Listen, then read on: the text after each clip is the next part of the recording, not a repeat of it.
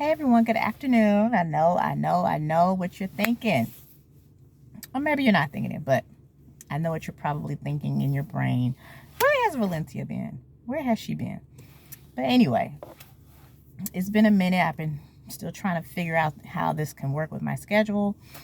But I am back for another career talk video. Thank y'all for sticking with me and staying subscribed. Love it, love it, love it. I really do appreciate it. So this will be a short video. But I want to add to my Career Talk series playlist of different career videos that can help those that are looking for opportunity, whether it's new or you're currently in a great opportunity, or if you need help with just some tips as you go along in your career or sometimes even in your life. So today's career tip is to create a work journal. It has been so helpful for me to document, write down any and all of my thoughts when it comes to my job or within my career, because a lot of time I don't know how things could turn out. I don't know how positive or maybe constructive things could be. And I just always have to see my own thoughts on paper. I always have to see my own thoughts on paper. So for me, having a work journal helps in two ways. Number one, it literally helps you to get your thoughts out on paper based on your experiences with your employer, your coworkers, the company you work for, the job responsibilities and duties that you're doing. But also it really helps you to kind of see how things are going in your job or your career, and it kind of helps you determine your outlook and next steps as well. So I'll give a quick example. At a previous role, I not only had a notebook where I wrote down any and all training things that I had with other people, but whether it was a supervisor, manager, other colleague, but I also took the time to, in a different notebook, I believe, I don't think it was the same one, but I wrote down all of my career highlights and achievements and things that I knew would help me later on when it came to reviews, when it came to having constructive one-on-one conversations with upper leadership. And I was able to kind of reinforce and reiterate those things clearly and articulate it better by having it written down and present in front of me. More times than not, if you're in a performance review or in a quarterly check-in, annual check-in, biannual check-in, 6-month check-in, it's expected for you to have notes, a pen, paper, all of that stuff with you. So I highly recommend that you always take notes in those types of conversations. You never want to be without that information, because the feedback you're also going to be getting from your upper leadership or management is going to be important to you.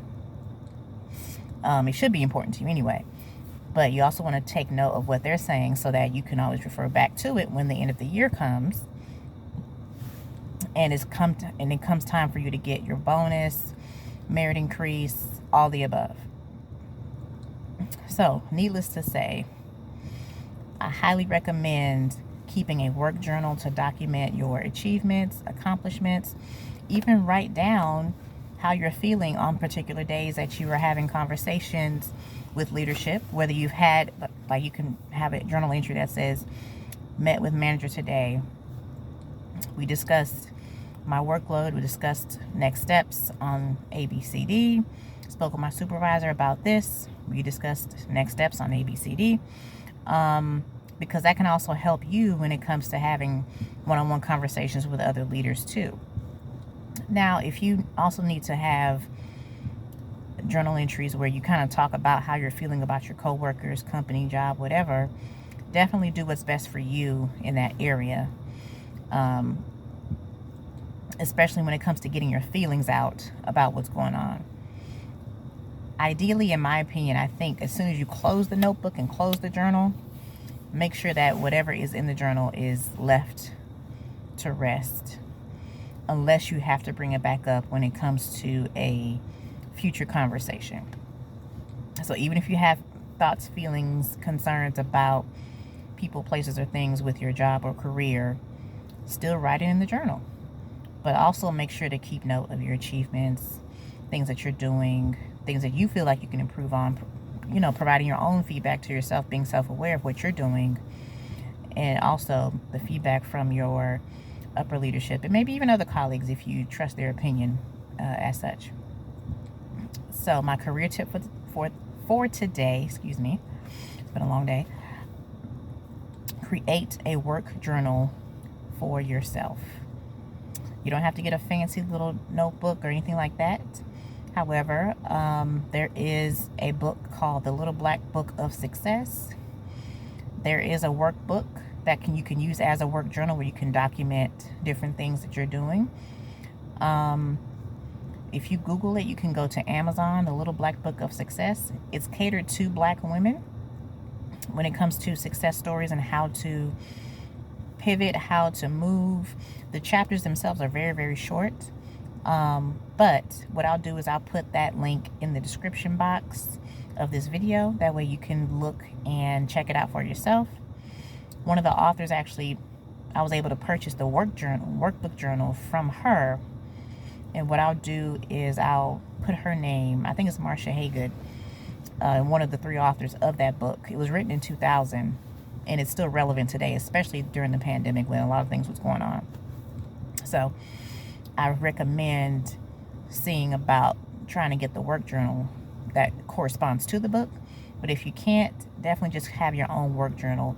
Find a cute little journal and write down your thoughts, achievements, accomplishments, constructive criticism, your self-awareness, things that you're doing day to day, and most importantly, your feelings and thoughts about your career and your job. Alrighty. Well, y'all have a great day. I will work on being more consistent. I apologize I left y'all for a couple weeks, but I will do better. You have a great day. Enjoy your week.